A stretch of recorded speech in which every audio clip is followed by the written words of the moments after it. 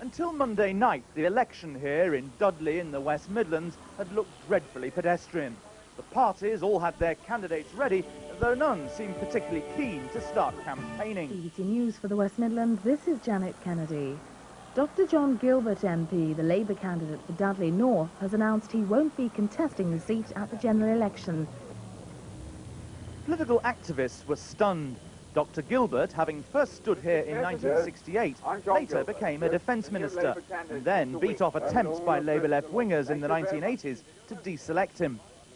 Although 70 last week, he'd assured his party he'd fight this election, and workers met him at the Labour Club on Monday night, expecting to plan his campaign. And he proceeded to tell us that he was now getting old, he was 70, and we actually thought he was saying this was his last period of office in the House of Commons. Then out of the blue, he suddenly said, I'm now standing down and you'll need to seek a new candidate. How did you react to that? We're deathly quiet. The party is most annoyed about it, most upset. They believe we've been let down at a very late stage. For one Labour MP to announce his retirement once the election had been called was perhaps to be expected. 3 or 4, a little unfortunate. But the fact that 7 Labour MPs have now given up politics naturally raises the question of whether there's been a deliberate policy of easing out elderly members. But then Labour's manifesto says that we value the positive contribution of older people. In work, they should not be discriminated against because of their age.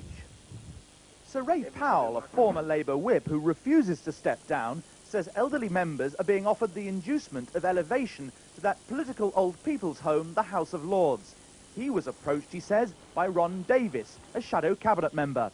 The inducement that was made to me was made by the Shadow Secretary of State for Wales, who obviously was making them on behalf of the people who are trying to induce members of Parliament of my age to stand down so that young people who are Blair supporters to be put in members' places. So what did Mr Davies actually say to you? Well, he said if I'd reconsider it, and if I would reconsider it, there would be a chance for me going to the Lords. If, of course, we won the election. There's no chance for anybody to go to the Lords, and there'll be a hell of a lot of disappointed people if we're not elected a Labour government on May the 1st.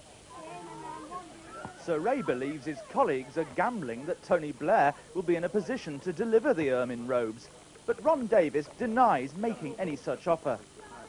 I've made it absolutely clear that I had no authority to make any such offer, and any suggestion that I made such an offer is just not true. It seems strange that Labour MPs should lie. I mean, either you're lying or he is. I've told you there's no substance in the allegation whatsoever. I had a very useful conversation with Ray Powell about the role that he was going to play in the general election, the role that he would hopefully play after the general election, and any suggestion that any inducement or offer was made to him is just not the case. In Dudley, angry Labour Party activists are convinced John Gilbert's retirement was timed deliberately late to prevent the local party from choosing a successor itself.